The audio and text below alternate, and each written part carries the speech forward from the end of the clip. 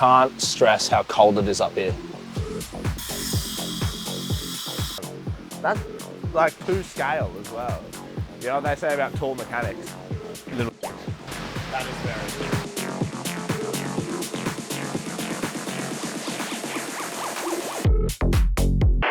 God's motor. God's motor. If this video gets 100,000 views, Max and I will get matching 1FZ tattoos. He's not kidding. 100,000 views. I don't care about likes, whether you like it or Right not. here. 100,000 views, tattoos. Simple as that. Easy. I'll have it for life. Last time you saw us up here, we were just tearing down the best motor in the world, the 1FZ. It's 1FZ, yeah. It's 1FZ. And this episode is going to be very exciting because a lot has happened in a short amount of time and we're bringing you along for the ride. Obviously, this motor isn't just going to be a rebuilt standard motor. We are building this thing for boost and a lot of it. We're trying to hit that sort of 800 plus horsepower mark. We've spent a lot of money. We've got some very shiny blingy bits. This has been machined. We're going to run you all through it this episode. Let's get into it.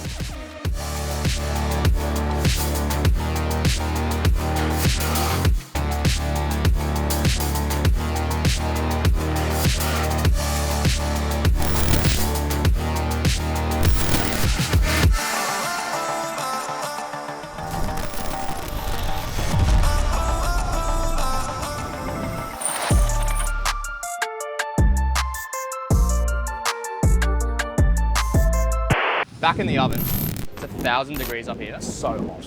Hot. Unbelievable. But we have the block on the engine does. stand ready to go. It looks good. Got it back from machining. So they've done a few things. Top has been decked. The bores have been honed, oversized, half a mil oversized to suit the larger pistons. Yep. We've also had it line honed because we're running AIP main studs. Yeah. Upgrades everywhere. Max has got the very tedious task now, which is absolutely frothy, might I add. Yeah, it's great. Setting the ring gaps for the pistons. Obviously, these will vary from piston to piston. These are often the things that wear out when people have engines that are using oil and stuff. Exactly. This is generally the culprit. So getting this right is very important, and depending on the boost you want to run and the horsepower you're expecting, the gaps will actually vary. So it's important to speak to your engine builder who's well researched and knows everything, and get the right ring gap. So, which I think we're nailing. As a completely untrained professional, I'd say it's going together well. Yeah. Pretty straightforward. So it's not that hard. Get your ring, whatever cylinder you're doing. So cylinder full, put it in.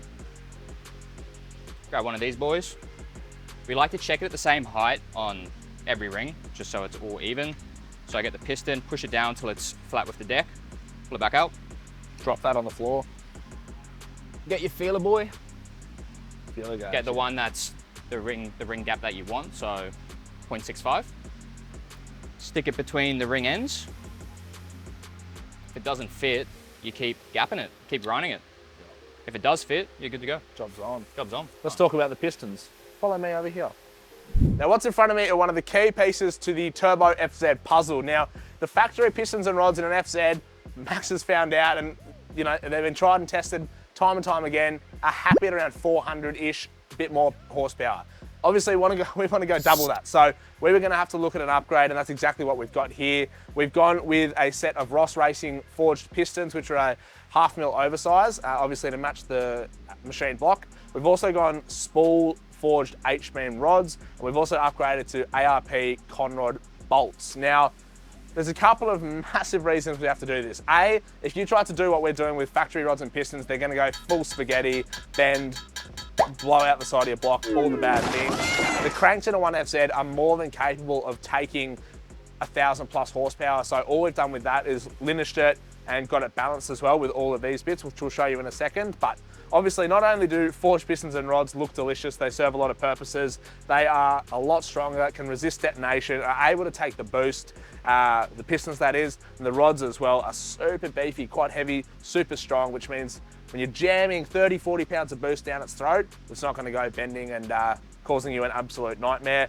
Obviously, they don't come fully assembled. We've spent the past couple of days prepping for this sort of assembly, so we've got them all assembled, ready to go. They do come like this. We're going to show you how to install them and set them up in a second. Once we've gapped all the rings, we're going to chuck them on here. We're going to fit them into this block, chuck the crank in. Then we get to measure the bearing clearances. We've obviously gone with full ACL race bearings and everything, and just going to try and make this thing as bulletproof as possible. And I'm pretty keen to get into it. Super sick, super shiny. First forged engine I've had, so super pumped on that. Let's head over behind you guys and talk about the lineage and balanced crank and why that's important. Open it. This is the Christmas tree. Christmas tree. This is our balanced, lineaged FZ crank. Now, probably wondering, if you go forge this, forge that, why haven't you gone with something stupid like a billet crank? I think the simple answer is we don't need to. These things are beefy as all hell. Massive. The main caps are the thickest thing you've ever seen. They are strong as, super sturdy. So these have been tried and tested at over 1,000 horsepower. Never heard of one snapping or breaking or anything like that. It's not a TD, so. It should absolutely love it. The only real option that's out there on the market if you're looking to go an upgraded crank is like a 4.8 billet crank. You're stroking the motor and that kind of thing. Seems unnecessary. It's unnecessary. We're gonna get 800 horsepower out of a 4.5 displacement. It's just a waste of money, I think. Plus you keep it a bit more revvy, I think, with a smaller displacement anyway, so that's kind of nice. All we got the machine shop to do here was lineage it and obviously clean it up. It still needs to be final clean, so don't freak out. Well. And yeah, we got it balanced with all the rotating bits, the Pistons rods, the ARP hardware. And if you're wondering what they do to balance these, they basically go through and we'll show you on the screen, like they take some material in and out of the cranks, obviously the opposite side to where the rods are bolted on, just to make sure it's all at true zero, which basically just gives you a super smooth, super nice setup motor. Not shaky, not knocky, not weird or anything like that. We are still waiting on a custom clutch to take the power that we need. We're working with MPC on that. You're probably wondering, shouldn't it have been balanced with that?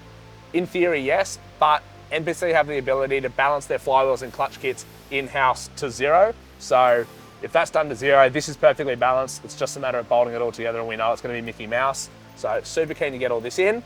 We're gonna let Max get back to gapping these rings because they aren't gonna do themselves.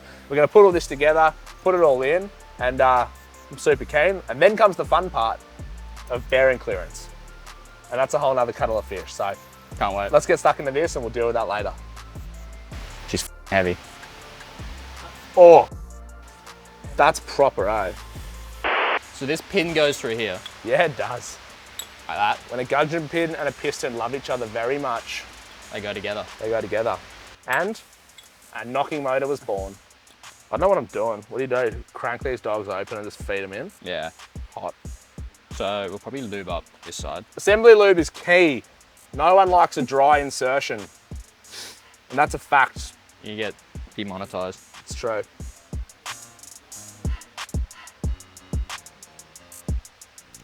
See? Nice.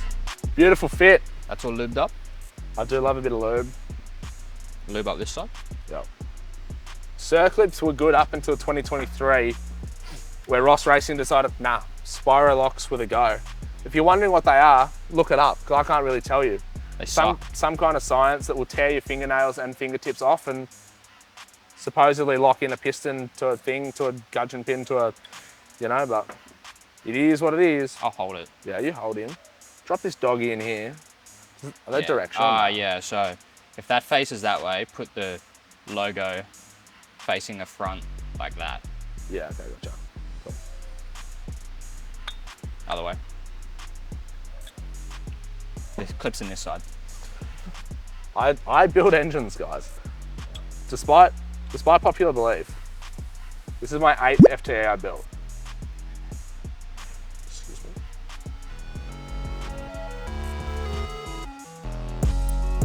Send him home. And you know it's home because it won't go anymore. And that's another fact.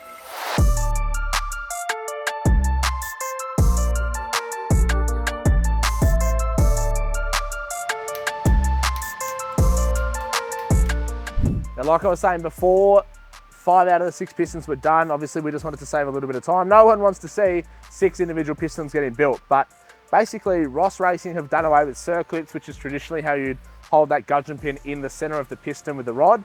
Now they've gone to these things which are called a Spiro locks.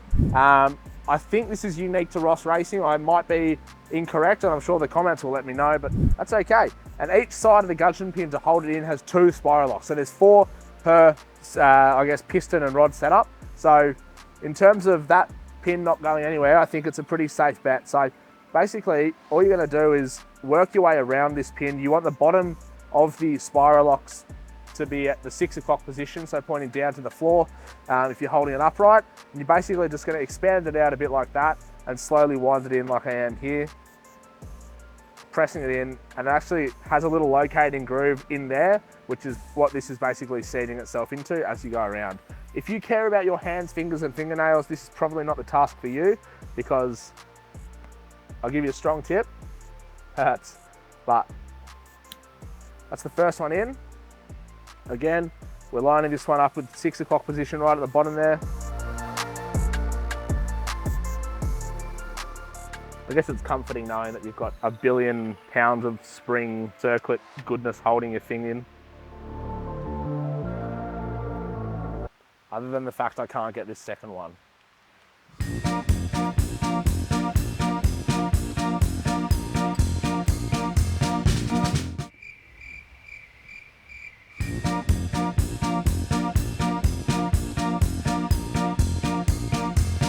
There we go. Just takes a bit, you know.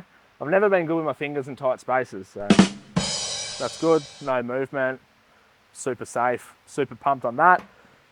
Behind me, Max has just got the block, I guess, where the crank is about to go. It's been line bored. We're using ACL race bearings. They are the best in the business. This thing's going to be needing all the help it can get.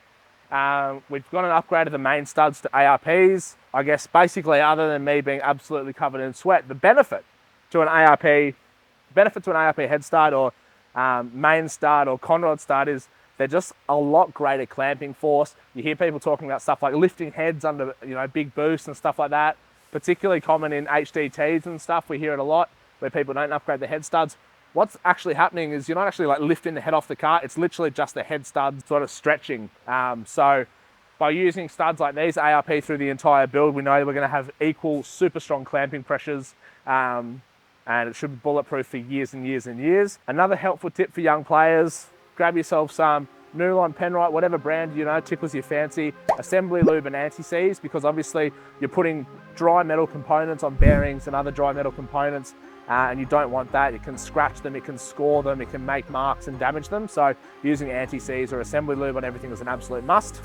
Anyway, while I sweat my absolute testicles off, Max is going to finish up what's behind me. We're going to start putting this rotating assembly together. Super keen.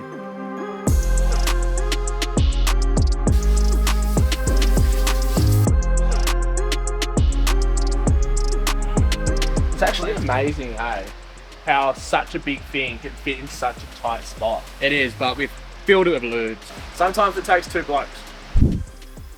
Now, one of the most important parts of this process, and it's good because Max and I are both extremely well versed in this, is ACL race bearing clearances in a high horsepower engine. And having done this for years and years, and this definitely not being our first time, Second nature, really. It should go smoothly. Now, bearing clearances are important because if you f this up, it's just... It either locks up or your motor will lock up. Eventually. Big ends, etc. It's bad. What we're using is this little guy here, known as flexi gauge, plastic gauge. This is how you check bearing clearances. In here is like the tiniest little strand. I don't even know if there's a measurement small enough for that. You basically cut off little strips, you put it in here and you bolt the caps down. And then basically you're looking for a set measurement in mils. So for example, the test measurements on here are 0.025 of a mil right up to 0.076 of a mil.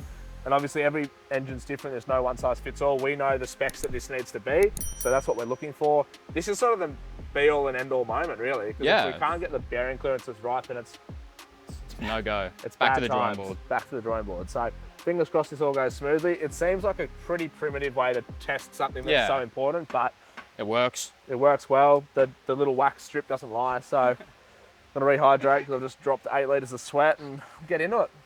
Nice.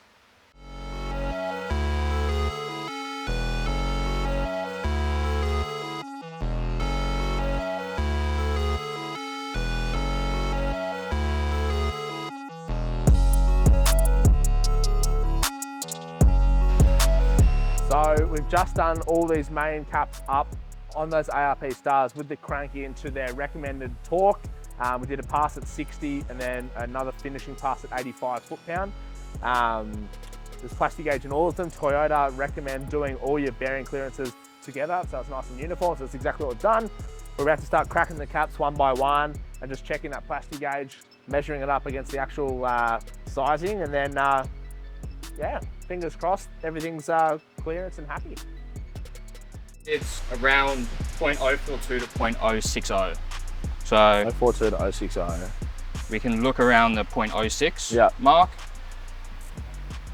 Pretty close. Don't call me crazy, but I'd say that's pretty much bang on. Pretty bang on. Yeah. Maybe 0.01 of a millimeter over, but it's still way within spec of the maximum clearance allowed. Yeah. So yeah. Cool, hey. We'll check them all, make sure it's all good. Yeah. And then send it home. So the process now is a pretty tedious one, but arguably one of the most important steps. We've just finished going through all these main caps, bolting them down to the recommended, I guess, torque. We did one pass at 60 and then another at 85 foot-pound. Toyota actually recommend doing all your flexi gauge bearing clearances together, uniform with the crank completely bolted down. So we've done exactly that. We've got cylinder 1 and 2 up so far, and we're checking the tolerance, I guess, against what it needs to be. Thus far, absolutely perfect, which is super exciting. It's actually very easy to tell because as that flexi gauge smooshes, it basically sets it, and you're looking for a, you know, as long as it's within spec, and these are all coming back pretty much bang on, and you're basically, all you're going to end up doing is comparing what the flexi gauge is against the metal surface to what this paper measurements are. So yeah, pretty simple way to do it, but pretty important. And if these were not quite right, then well, the technical term is yeah. So I'm glad that I mean, we're 2 out of 7 or 2 out of 8 so far. So. I want to tour and put on for the soil. Hey, bruh, remember they used to ignore us? Now they drop me the pin with the cord and they catch me. You thought I'd do it, but I didn't. Nah, I'll do it for you. Nah, I've got the gang, you idiots. Nah, Came through dripping Aquafina, I'm sipping 15, kept a weapon on me. Blow make digits, I'm on my business, stack chicken like what it's gon' be. Crew in the cut, hey, you want us, red run when I tell a peace. Love is love. Next thing to do is check the lateral movement of the crank. So that's set by the thrust washers, which sit on journal bearing number 4 here. They're just standard size bearings. So the specs are 0.02 to 0.2. It's done by putting a dial gauge on the end of your crank here and just moving it with a screwdriver or something just to check your end flow. So if you come look over here, we've set the dial gauge to 0. That's with the crank pushed all the way to the back of the block. We're going to get the screwdriver and just pry it forwards as far as we possibly can go. And the dial gauge says it's about just under 0.1, 0.9, 0.8. So that's right in between spec though, so totally fine. Easy as up. The next morning. So we're back in the workshop. Sam's just left to get a special tool we need for these rod bolts. They are a stretch bolt, not a torque bolt. So when he's back in, we're going to be able to whack these pistons in and then move on to the front timing case. Should be good. So we needed a pretty specific tool for this job. Now, we've gone balls out on this build, no expense spared. So all the hardware's been upgraded to ARP, and not just their standard 2000 series. For stuff like the conrod bolts, we've gone for the L19 upgrade, which is more money, but it's the ultimate in ultimate. You know, we're talking 2,000, 3,000 horsepower builds use these. But to install them properly, we needed to get one of these. Now, this is a stretch bolt or a conrod bolt stretch micrometer, and basically has 2 needles that are going to be measuring in thousands of an inch, and there's a specific, I guess, torque setting or way you set these up so that when you do tighten up these conrod bolts, there's a particular amount of stretch to a particular amount of torque setting, and we have to make sure we've got that right. So by getting the ARP specific tool, it means we are going to be absolutely nailing the build, nailing the setup.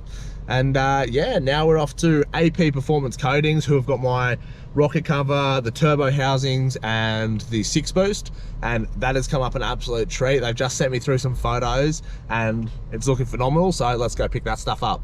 Ew. We are here. These guys have killed it. 2 old dudes getting it done. I dropped this off on Monday evening, Monday Arvo, and it's now Thursday morning, first thing. That's all done. All the bits and pieces, the rear housing, the 6 boost. For the rocker cover, we got gloss black. The 6 boost in the rear housing, we got sort of heat ceramics in like a dark grey, and the front housing is chrome coated as well, so that's super sick. Yeah, we're not going to be fitting it up for a while, but it's nice to have it, nice to know it's done. Meanwhile, back in the lowlands. So, we're just cleaning all the dust and grime that's set on the engine overnight. WD-40 braking parts cleaner, super helpful for this kind of thing. Just give us a really nice clean mating surface before we put the rods in.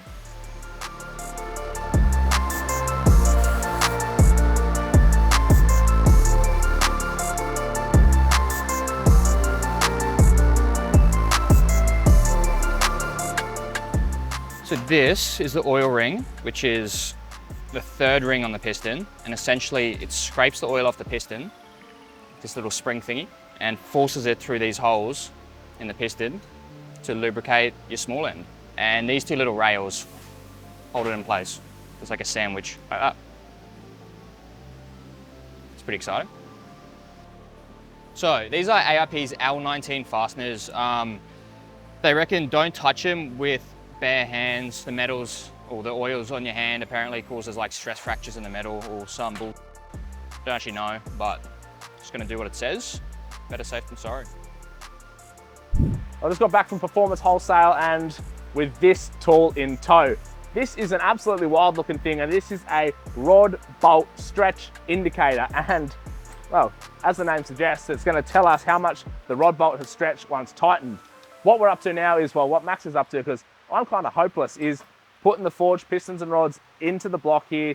We're mounting them up. We're checking bearing clearances and that kind of thing. But because of the bolts we're using, the ARP L19 bolts, massive upgrade. These things are for people that are running 2,000 plus horsepower. So they're not going to be any dramas. But the tricky part is they're a stretch fit. Now, what that basically means is when you put them in, they give you a torque window between, what is it, 60 and 100 or 90 and 100 or something like that. Basically a window of torque. But you also have to measure how much the bolt stretches. Now, the bolt stretching basically gives you an extra sprung tension in there and helps lock that rod cap to the actual rod. So you're getting extra security, but it is also a little bit tricky to measure. So we'll show you in a second, but basically you put the stud in, tighten it up, sort of get it close, zero it, tighten it in one smooth pass to the sort of torque setting or into that torque window, put this back on, and it's actually going to tell you exactly how much this bolt's stretch. So you need to get the torque in the right window, you need to get the stretch in the right window, you need to get the bearing clearance in the right window, otherwise you're going to hell, and so is your motor. So there's a little bit on. Still good in theory. We're 2 in, 2 have gone well, 4 to go. What's to worry about? We know stuff. Professional engine builders and Oh, we watched a YouTube video this morning on how to build things. Yeah, Which is what most people do. Sam Miles' video. Sam Miles has been instrumental in us knowing what the to do, actually. Had a handful of lemons through the hand, got a bag, now the hands in the business. For my hand, it's a ticket, talking Mazda for the biggest. That's a comma and a comma and a comma, gotta get it. I've been playing with the minutes that they been shoulda gave, and I'm flipping every digit that they been shoulda paid. Had to find a way to get it, know this isn't what you made. If I ever wanna dip, then I'm brink with the blade, and I'm brinking a blink on the brink of some dumb shit. Well, it's been many, many hours and we've done effectively what is 12 bolts, stretch bolts nonetheless. That is the forged rods, pistons, ACL bearings in, everything torqued, pretty much ready to go. It's the end of today. We are gonna go and drink lots of beer and get into the aircon because it's so damn hot here. Tomorrow's gonna be another good one. We've got the front timing cover, the lower half of the Sump, top half of the Sump, put the head studs in, timing chain, all that sort of stuff. It's gonna start looking a lot more like a motor. And I tell you what, seeing all these spool boys lined up, rotating through without any issues is pretty exciting. Nice to see. Obviously, as experienced as we are, we never thought we'd have any issues, but it's just nice to have confirmation. So anyway, let's go to the pub. We'll see you guys in 1 second, but it'll be tomorrow. Yoo-hoo! So it's another day back up here in the oven, one of the hottest days of the year, so that should be interesting. Sam has found another excuse to not be up here, but it's all good, we'll get cracking. All the rotating, assembly and stuff was done yesterday, which is pretty exciting. Today, we're just doing all little things like oil cooler, timing case, all the little bits and pieces, and then we should be good to go.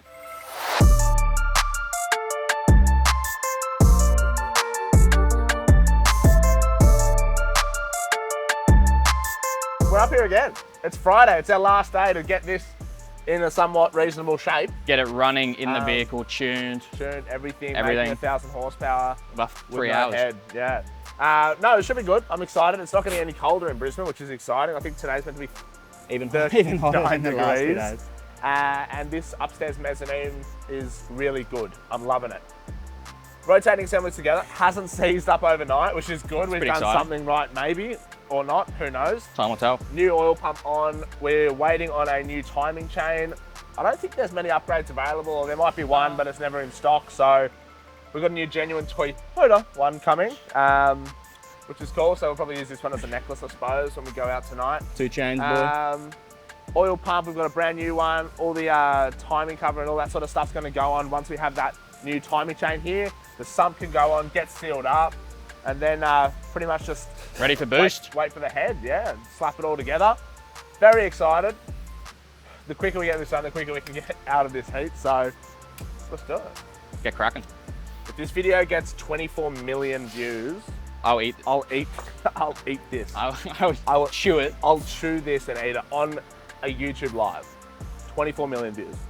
Enough to pay for my dental repairs. Yeah. There's people that have eaten entire outdoor furniture sets. Yeah. This can't be that bad. It's not going to be that good, but it won't be that bad. It's in your hands, guys. I like you filming this one. I'm gonna check. Being professional engine builders that we are, it pays to know stuff and we don't. So we're trying to figure out how this goes. We should really know. It's a pretty important part of this build. But anyway, fine. It's all good. It's all good. New power steering pumps on, which is nice. Everything's going to be fine. So that's that one. Is it? That one, yeah, definitely. That's that one, definitely. And that's that one, definitely. And they're all in that order. Surely not. Yeah, it's not I right. don't believe you for a second, no. Otherwise, the timing chain's getting driven by like a millimeter of. Yeah, no. It just can't be right. There's just a massive gap between, Yeah. like that's just free moving around in the front of the timing case. We know stuff. Where's Sammy Isles when you need him?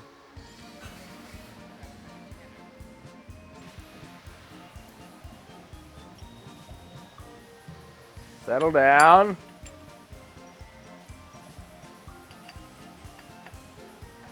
This has gotten bigger. Huh? This is now no longer fitting.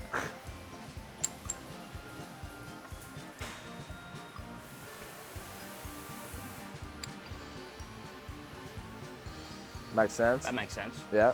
Okay, I see what you're doing, big dog.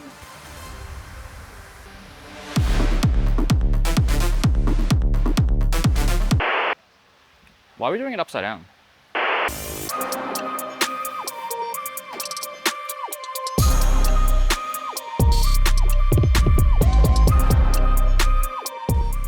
Where are we up to, Sammy?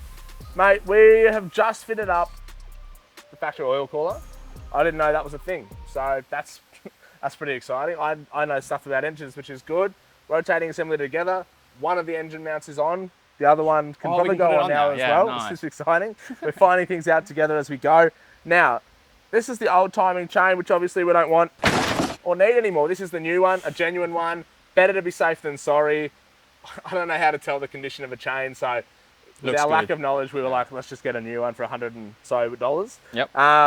Some stuff on this build we're going genuine, other stuff doesn't really matter as much. Stuff like this, definitely genuine. Stuff like gaskets and seals and stuff, obviously not including the head, but you know, all your sort of VRS type items. Automotive Superstore have sent us a stack of goodies, so we've got gaskets coming out our ears. Now that this is here, we can bang this on, timing cover on, Smooth running from here, hopefully. gasket on, seal it all up, other engine mount on, get the head in a few weeks, In the engine bay. and then job's on. So it's enough of me holding this. Let's do it.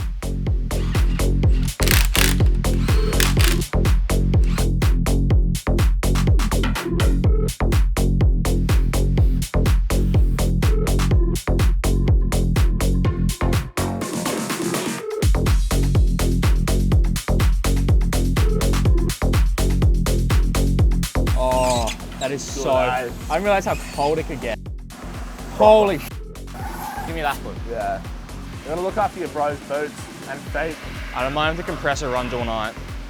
We can just get a cable tie and just cable tie this to your leg. Just walk around with 2 cables. Fucking unreal.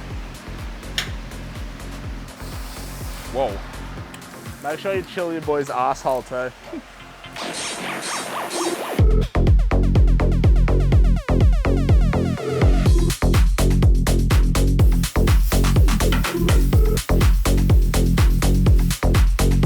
Max is just cleaning the sump, getting it ready to put on. It's been a big day. We've got the timing cover, we've got the gears, we've got the oil pump, we've got the power steering pump, we've got the thermostat, we've got the thermostat housing, we've got the water neck, we've got the water pump. We have got it all happening.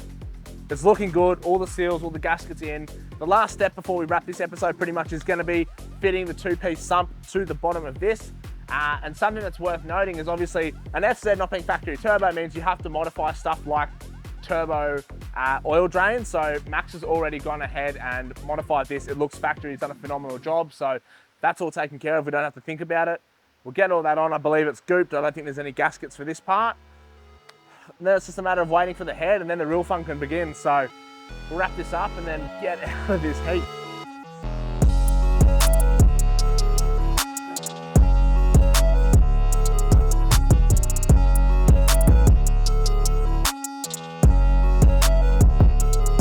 Well, that pretty much brings us to the end of this 3 days of absolute torture, but it's been fun. Some would say paradise, others would say. Hell. If you ask us, it's been a sweaty, humid, hell of a time. But I mean, this has come together really well. We've got the Ross Racing oversized forged pistons, spool H-beam forged rods, linished and balanced crank. Everything's been machined, new genuine timing chain, new water pump, new power steering pump, timing cover, thermostat, everything is just brand new, no expense spared. Turbo oil drains on. It's all looking very good. It's all looking good. There's a couple of things we do have to consider that are still here in front of me. The first is this guy right here, the factory balancer. Obviously, we don't want to trust a 500,000 kilometre old balancer. We're just trying to work out whether we go a Ross Racing ATI style super dampener or if we just get a new power bond. We're trying to maintain the factory AC, so there's going to be a bit involved in that. Once we figure all that out, we'll be good to go. The next step is waiting for the head, 1 to 2 weeks away. Drop that on. That in itself is going to be a whole episode of goodness. It's not just a head, it's a lot of stuff done to it. So we're keen to run through that with you guys. We've just dusted some lanolin on the, I guess on the deck, just to make sure it doesn't rust up. It's only going to be sitting here for a little while. Obviously we're going to cover it all up and that's pretty much it. Massive thanks to HD Automotive, Max particularly and Hayden, Automotive Superstore, GFB Raceworks and WD-40. They have made this whole thing possible. Guys, subscribe, stay tuned. We've got a couple more banging engine build episodes coming up and hopefully we're not as sweaty for all the future ones as we are right now. We can only hope. Please. See you guys next time.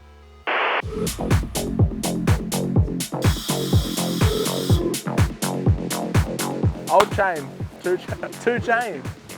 Notice I don't have my Sam Young 4x4 shirt on today because I've only got 2 of them and the other 2 have been drenched in sweat for the last 2 days. What time is it, Sam? 2 past. 2 past chain o'clock. And then we should be ready to, I don't know. One of the key going these oversized board thing. I need a script. I'm just gonna keep cleaning my bolts. Put these in, you put boost in the and they take it. It's as simple as that. What's in front of me is one of the key pieces to the puzzle to make power out of a 1FZ. I am delusional. It's so hot up here, but it's okay. We're gonna get it done. What's in front of me is one of the key pieces to the 1FZ boost puzzle, people. Like that. Get your hammer. And you just tap them down until it locks up like that.